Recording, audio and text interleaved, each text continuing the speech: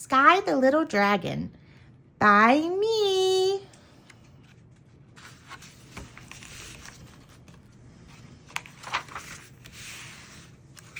As I lay here by the entrance to the cave, I watch as a gentle wind picks up a handful of leaves and blow them across the ground.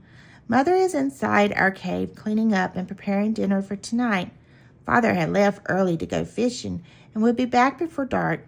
So I lay here lazily enjoying the warmth of the day, especially after a good lunch like I had earlier. Looking up at the sky, I smile at the memory of Mother telling me why she had named me after it. She had said that it was because my eyes were the color of the sky, but instead of being spelled with a Y, she spelled sky, S-K-I, with an I instead. I close my eyes and start to fall asleep. As I am slowly falling asleep, my nose starts to itch. I open my eyes to find him. It was going to be such a wonderful day until now, I thought to myself.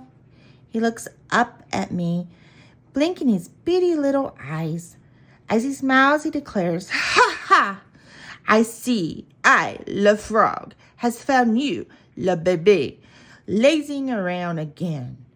With that, he turns and kicks out his hind legs and slaps me on my nose again. He laughs. "Ha ha!" Leaping away before I can jump on top of him, I growl, saying, "I will catch you this time, Le Frog." Before running after him, I looked back at the cave entrance. Mother had told me never to stray too far from the cave, but I will not go too far, I think to myself. I spot him sitting on a log that is leaning on another tree. He is too high up for me to jump to, so I sat down and looked up at him. I knew he had picked that spot because it is perfect for his usual speech. He clears his throat and says, "You, le baby dragon, must listen to your king, Le Frog." I mumble to myself, "Oh, brother." The frog continues, "As king of all the frogs in the great pond, it is my job, no, my responsibility, that you grow up to be a great dragon. You who lay around all day getting fat and never catch Le Frog until you learn to exercise. Ha ha!" With that, he leaps off of the log and onto my head, then leaps to the ground. I jump to catch him, but he is still too fast for me.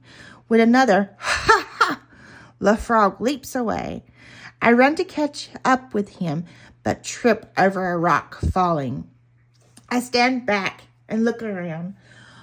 All around me are very tall trees, the tops of them only allowing some light through to the ground. I no longer hear Le Frog's laughs. Apparently, in his glee, he had not seen me fall, and would be some time before he realized I wasn't behind him. I was lost. Without him, I would never find my way home. My eyes begin to get watery, and I start to sniff. As I start to cry, I notice something moving by a bush. I blink, trying to see through my tears. I cannot see what it is, so I sat on my hind legs and rubbed the tears away with my front paws. I look again at the shape.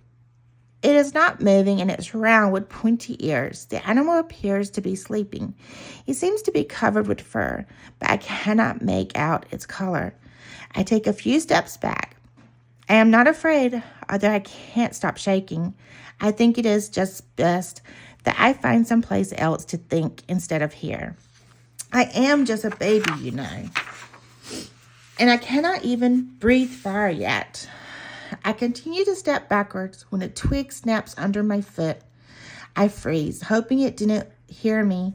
I watch in horror as its pointy little ears stand up. Then, to my shock, it opens its eyes, looking dead at me. I can't move, but only watch as it stands up and comes out of the shadows. I notice it is slightly smaller than me as it stands a few feet from me and yawns. It seems not one bit afraid of me. This causes my knees to shake more. Who are you? It asks. It looks at me with big brown eyes. I can tell from the sound of his voice that it is probably the same age as me. Some of the fear that I have starts to ease away. I swallow hard and answer, my name is Sky. Who are you? With that, he bounces over towards me, saying, my name is Skippy. He starts circling around me, smelling as he goes. He adds, what exactly are you? You're as green as grass, and you have huge wings. So I know you are not no bird. At least I have not seen any as big as you. Where have you come from? I look at him as I reply, I'm a dragon, and I live in a cave near Fire Mountain. I have never seen an animal with skin like yours before. What are you? He sits down in front of me and tilts his head to one side, watching me. Well, I would think that would be obvious. I am a wolf cub, and I would think that you haven't seen a fur coat like mine before. Mother says it's one of a kind because it is snow white. We sat there for a while, just staring at each other. I give him a smile without showing my teeth. Father says, you do not show your teeth unless you are prepared to fight or have a meal. Oh, your fur is very lovely. It looks like it can keep you nice and warm. I reply. Skippy nods his head, then asks me, why were you crying? I sigh, then say, I was playing with a friend of mine, but then I failed and got lost. Mother is going to be so upset with me. Skippy replies, maybe I can help you find your way back home. I have really good sense of smell. I should be able to pick your tracks up, and we will just follow them back to your cave. I watch as he starts to walk around in circles, sniffing the ground. Then he finally seems to pick up a scent and starts walking into the forest. I follow close behind him. We continued walking with him sniffing the ground and I following.